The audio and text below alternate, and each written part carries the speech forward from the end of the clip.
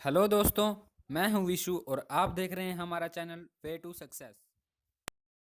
तो दोस्तों, आज हम जानेंगे कटिंग टूल मटेरियल्स के बारे में।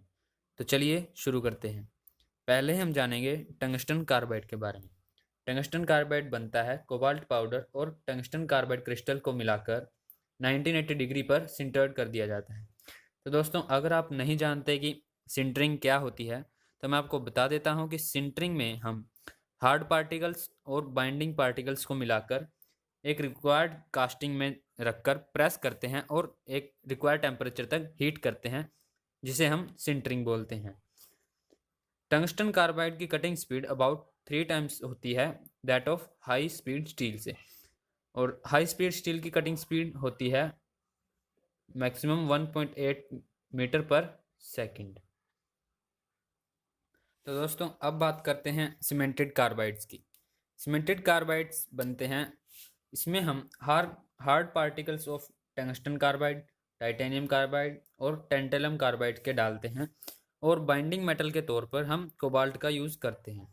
हार्ड पार्टिकल्स जनरली 70 to 90% तक डाले जाते हैं और बाइंडिंग मेटल 10% to 30% तक इसमें डाले जाते हैं। दोस्तों, जितना ज़्यादा हम कोबाल्ट यूज़ कर इसमें डालेंगे उतना ही ज़्यादा वो हमारा सीमेंटेड कार्बाइड टफ होगा, tough. But at the same time जितना ज़्यादा कोबाल्ट डालेंगे उतना ज़्यादा टफ तो होगा, लेकिन उतनी ही ज़्यादा उसकी हार्डनेस कम होगी।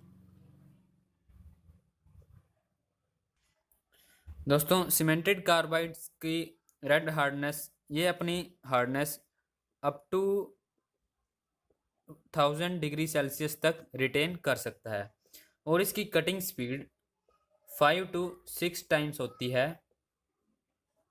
That of high speed steel. और दोस्तों, अगर हम सीमेंटेड कार्बाइड के ऊपर टाइटेनियम नाइट्राइड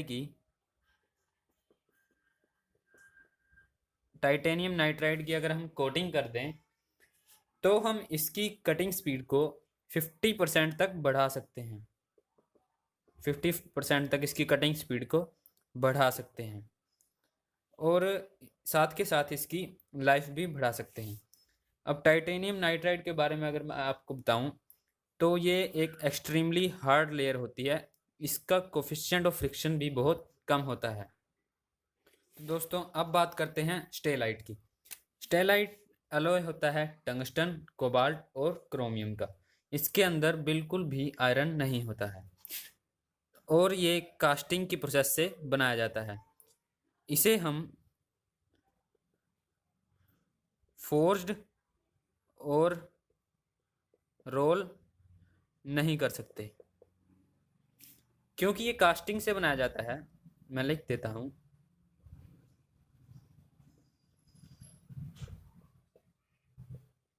कास्टिंग। क्योंकि ये कास्टिंग से बनाया जाता है इसलिए ये ब्रिटल होता है। ये अपनी रेड हार्डनेस, यानी कि इसकी red hardness up to 920 degree Celsius तक होती है। Stellite stellite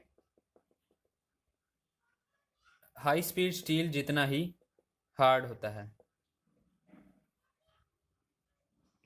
stellite high speed steel जितना ही हार्ड होता है, बट स्टेलाइट एक्सपेंसिव होता है हाई स्पीड स्टील से। स्टेलाइट टूल को हम रीग्राउंड कर सकते हैं ग्राइंडिंग से, बट इस हमें ओवर हीटिंग की केयर रखनी पड़ेगी, क्योंकि ओवर हीटिंग के कारण इसमें सरफेस क्रैक्स आ सकते हैं। तो दोस्तों, अब हम बात करते हैं सिरेमिक्स की। सिरेमिक्स में हमारे पास होते हैं एल्यूमिनियम ऑक्साइड और टाइटेनियम कार्बाइड। तो इनकी रेड हार्डनेस होती है up to 1000 degree Celsius to 1200 degree Celsius.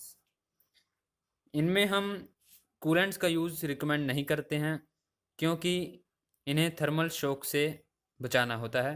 अब दोस्तों, थर्मल शॉक अगर आप नहीं जानते क्या होता है, थर्मल शॉक होता है कि अगर हम सडन चेंज करें टेम्परेचर में तो हम उसे थर्मल शॉक बोलेंगे। अब एल्यूमिनियम ऑक्साइड को अगर 200 डिग्री सेल्सियस तक का थर्मल शॉक मिल जाए तो ये डिस्ट्रॉय हो सकता है, इसलिए हम सिरेमिक्स का यूज़ करते हुए कूलेंट का यूज़ अवॉइड करते हैं। अब हम बात करते हैं डायमंड्स की।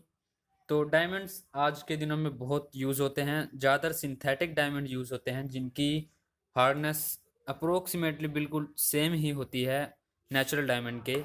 अब हम बात करते हैं हाई कार्बन स्टील की। हाई कार्बन स्टील में कार्बन की परसेंटेज 0.8% से लेकर 1.55% तक होती है। हाई कार्बन स्टील के अगर हम एग्जांपल लें तो हेक्सा का blade generally high carbon steel का ही बना होता है, और लाइट वर्क के लिए ड्रिल बिट्स भी हाई कार्बन स्टील की ही बनाई जाती हैं। अब हम बात करते हैं हाई स्पीड स्टील की।